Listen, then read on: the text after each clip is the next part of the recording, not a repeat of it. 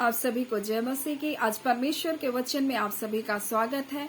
परमेश्वर पिता अपने वचनों के द्वारा आप सबको बहुत ऐसे आशीष को दे और अपने वचनों के द्वारा आपसे बोले और बातचीत करे। और हम लोग सब कोई मदर्स डे मनाते हैं, फादर्स डे मनाते हैं, और हम लोग सोचते हैं स्टेटस में बहुत सारे लोग फोटो को लगाकर और वीडियो को शेयर करके इस बात को बताते हैं कि हम अपने माता पिता को कितना प्यार करते हैं। लेकिन परमेश्वर का वचन हमें माता पिता के बारे में किस बात को बता रहा है। और यहाँ लिखा है इफिसी 6 उसका 1 और उसका 2 में इस प्रकार से लिखा है, हे बालको प्रभु में अपने माता पिता के आज्ञाकारी बनो, क्योंकि यह उचित है, बोल रहा है, अपनी माता और अपने पिता का आदर कर। और यह पहली आज्ञा है जिसके साथ प्रतिज्ञा भी है कि तेरा भला हो और धरती पर तू बहुत दिन जीवित रहे।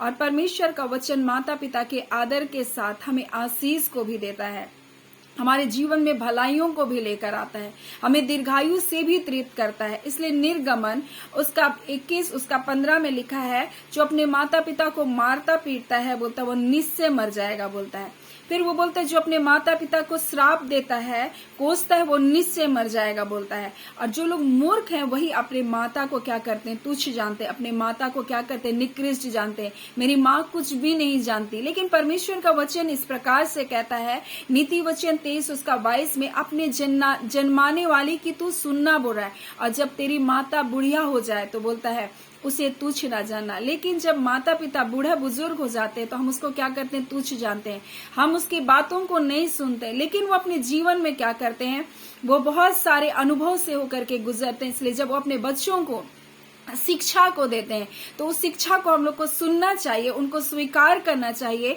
क्योंकि वो हमको सही रास्ते में चलने के लिए क्या करते हैं, निर्देश को देते हैं। इसलिए परमेश्वर का वचन कहता है, अपने प्रभु में अपने माता पिता के तुम क्या बनो, आज्ञाकारी बनो। हम लोग यीशु मसीह के बारे में देखते हैं, जब वो 12 वर्ष का था और यरूशलेम मंदिर में आया, तब वो फरीसी और शास्त्रियों के साथ क्या करने लगा, बातचीत करने लगा, उनके साथ वो बैठ गया। उसके माता पिता वापस लौट गए। उन्होंने सोचा किसी रिश्तेदार के साथ शायद यीशु होगा, परंतु जब वो लोग जा रहे थे, रास्ते में जब उसे ढूंढने लगे, तब उन्हें पता चला यीशु उनके साथ नहीं है। जब वो वापस आए तो यीशु मसीह को फरीसी और शास्त्रियों के साथ बातचीत करते हुए, उनको सवाल करते, उनके सवालों का जवाब देते हुए पाया। तब यीशु मसीह की माता मरियम ने उससे कहा, तू यहाँ पर क्यों है? तब यीशु ने कहा, क्या तुमको नहीं पता, क्या तुम नहीं जानते कि मुझे अपने पिता के घर में रहना आवश्यक है? और उसको पता था 12 वर्ष की उम्र में कि उसको अपने पिता के घर में रहना, उसको परमेश्वर की इच्छा को पूरा करना है। लेकिन वहां लिखा हुआ है कि यीशु मसीह लौटा और 12 वर्ष में जब अपनी माँ के पास लौटा, वो उसके वश में रहा, बोलता है, उसकी अधीनता में रहा। इस प्रकार से परमेश्वर का वचन कहता है, यानी यीशु मसीह भी वो क्या किया, 30 साल की उम्र तक एक अधीनता का जीवन को जिया, एक पारिवारिक जीवन को जिया, एक आज्ञाकारिता का जीवन को दिया। और क्रूस मृत्यु पर भी हम लोग उसके माँ के प्रेम के बारे में हम उसको देख सकते हैं कि उसने किस प्रकार से अपने प्रिय चेले को कहा, देख ये, हे नारी देख यह तेरा पुत्र है। और उससे कहा, बोलते है कि तेरी माता है करके वो बोलता है। यानी कि वो अपनी मृत्यु की दशा में भी अपने माँ के प्रेम को क्या किया, प्रकट किया। यानी हमें परमेश्वर का वचन हमें किस प्रकार से सिखा रहा है कि हमें अपने माता पिता का आज्ञाकारी बनना है। और इसलिए बोलता है, जब तेरी माता क्या हो जाए, बूढ़ी हो जाए, बोलता है, तब उसको तू तुच्छ ना जाना, उसकी बातों को तू सुनना, उसकी बातों को तू मानना। और कुलीसी 3 उसका 20 में इस प्रकार से लिखा है, हे बालको सब बातों में अपने माता पिता के आज्ञा का पालन करो, बोल रहा है, क्योंकि प्रभु इससे प्रसन्न होता है, बोल रहा है, परमेश्वर इससे प्रसन्न होता है। फिर परमेश्वर का वचन हमें इस प्रकार से भी कहता है, बोलता है कि भजन संहिता इस प्रकार से लिखा, भजन संहिता में, मेरे मन का स्वामी तो तू है, बोलता है, और तू ही ने मुझे माता के गर्भ में क्या क्या रचा है। और इसलिए तो हमें अपने परमेश्वर का भी आदर करना चाहिए, हाँ, क्योंकि वो हमारा रचना करने वाला हमारा परमेश्वर है। और ये यशायाह 66 में इस प्रकार से लिखा है, जैसे माता अपने बच्चों को शांति देती, वैसा हमारा परमेश्वर हमको शांति को देता है। वो एक माँ के समान हमसे प्रेम करता है। और इसलिए वो बोलता है, एक माँ अपने जन्माए हुए बच्चे को भूल सकती है, अपने दूध पिवाए बच्चे को भी बोलता है याद ना करे, परंतु मैं तुझको कभी नहीं भूलूंगा। ये परमेश्वर का वादा है, और हमको माँ से बढ़कर भी वो प्रेम करने वाला परमेश्वर है।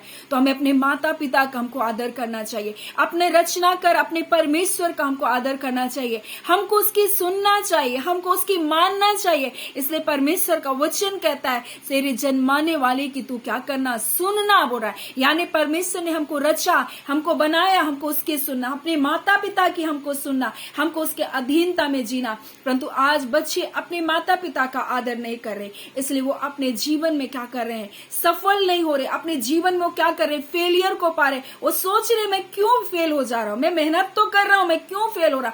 कहीं ना कहीं वो अपने माता पिता का आदर नहीं करते, कहीं ना कहीं अपने माता पिता को क्या सोचते हैं, तुच्छ सोचते हैं इनको क्या पता है, मैं तो अधिक पढ़ा लिखा हूं, मैं बहुत जानता हूं। लेकिन माता पिता उन अनुभव से होकर के गुजरे हैं, इसलिए वो आपको अच्छी बातों को क्या करते हैं, बताते हैं, आपको हिदायत देते हैं कि आपको किस मार्ग पर चलना है और किस मार्ग पर नहीं। इसलिए हमको अपने माता पिता के क्या करना चाहिए, आदर करना चाहिए, उसके आज्ञाकारी बनना चाहिए, उनके सुनना चाहिए। और परमेश्वर का वचन बोलता है ये ऐसी आज्ञा है जिसके साथ प्रतिज्ञा भी है, जिसके साथ आशीष भी है कि तेरा भला हो। और परमेश्वर चाहता है कि हम अपने जीवन में भलाई को देखें, परमेश्वर चाहता है कि हम अपने जीवन में आशीष को देखें। लेकिन कब हम इन आशीषों को पाएंगे, जब हम अपने परमेश्वर का आदर करेंगे, जब हम उसकी सुनेंगे, जब हम अपने माता पिता का आदर करेंगे, जब हम उसकी सुनेंगे, तो हम अपने जीवन में आशीषों को पाएंगे, हम अपने जीवन में भलाइयों को देखेंगे। लेकिन कई बार हम क्या करते हैं, मनुष्य की परंपराओं को, इसलिए मरकुस में इस प्रकार से लिखा है, जो यीशु मसीह बोलता है कि क्योंकि तुम परमेश्वर की आज्ञा को टालकर मनुष्य की रीतियों को मानते हो, क्योंकि उन्होंने कहा तुम अपनी परंपराओं को मानने के लिए परमेश्वर की आज्ञा को कैसी अच्छी रीति से टाल देते हो। क्योंकि मूसा ने कहा अपने पिता और अपनी माता का आदर कर, और जो कोई पिता या माता को बुरा कहे वह अवश्य मार डाला जाएगा। परंतु तुम कहते हो यदि कोई अपने पिता व माता से कहे जो कुछ मुझे तुझसे लाभ पहुंच सकता था वह कुर्बान अर्थात संकल्प हो चुका, तो तुम अपने पिता व उसकी माता का कुछ सेवा करने नहीं देते, बोल रहे हैं। इस प्रकार से तुम अपनी परंपराओं से बोलता उसको क्या करते हो, जिसे तुमने ठहराया, परमेश्वर के वचन को क्या करते हो, टाल देते हो।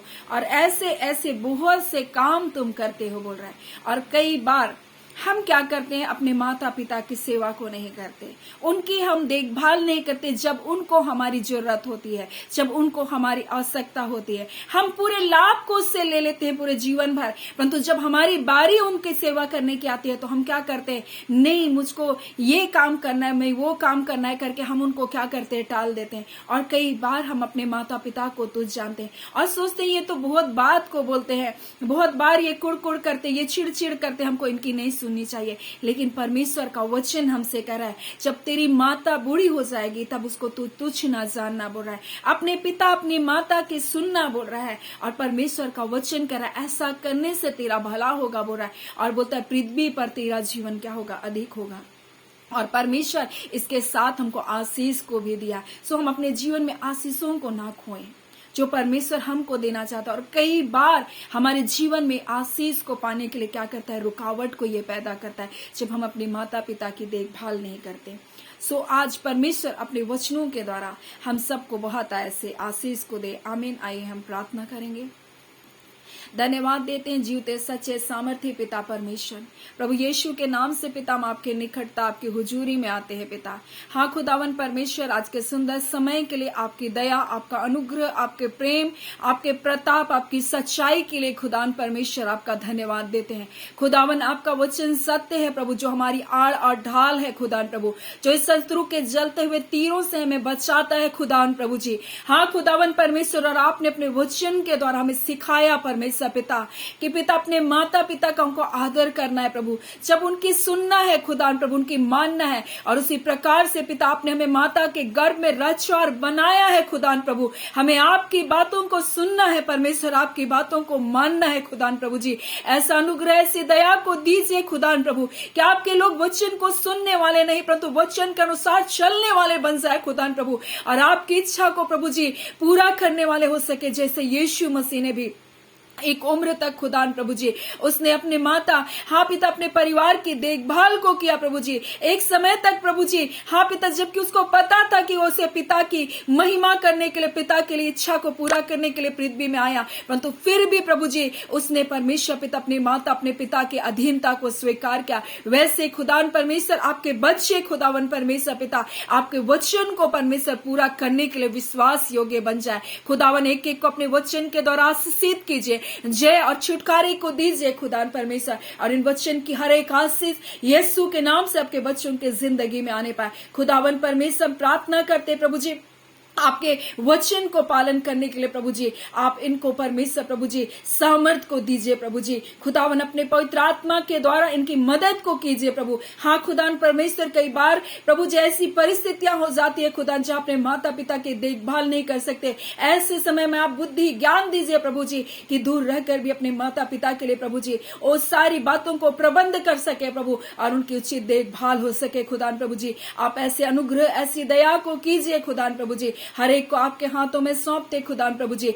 आज के दिन की हर एक आशीष यीशु के नाम के द्वारा आपके बच्चों के जीवन में आने पाए। खुदावन परमेश्वर पिता हर एक को स्वस्थ जीवन दीजिए, भला चंगा जीवन को दीजिए। अगर कोई बीमारी में है, दुख में है, परेशानी में, निराशा में है प्रभु जी यीशु के नाम से हर एक बातें जाती रहे खुदा, हर एक बंधन टूटे प्रभु जी, हर एक शैतान की युक्तियां इनके जीवन से उनके असर बेअसर हो प्रभु जी, हर एक दुर्बलता हर कमजोरी प्रभु जी जो शरीरों में चलने फिरने से रोक रही है प्रभु जी सारे बंधन टूटे, हर दर्द और पीड़ा शरीर को छोड़ करके जाए प्रभु जी। हर प्रकार का परमेश्वर परिवार की कलह, हर प्रकार का शांति प्रभु जी, हर प्रकार का डिप्रेशन खुदा जो पारिवारिक रूप से होता है यीशु के नाम से जाता रहे खुदा प्रभु जी। खुदावन परमेश्वर मेल मिलाप की आत्मा को दीजिए, परिवार में एकता की आत्मा को दीजिए। हाँ बच्चों के मनों को माता पिता की ओर फेरिए। आज माता पिता भी कई बार कठोर होते, अपने बच्चों को क्षमा नहीं करते, ऐसे माता पिता के हृदय को बदल दीजिए खुदा प्रभु जी जो अपने बच्चों से नफरत करते हैं प्रभु जी, अपने बच्चों को कोसते हैं प्रभु जी, ऐसे माता पिता की जिंदगी को भी बदल दीजिए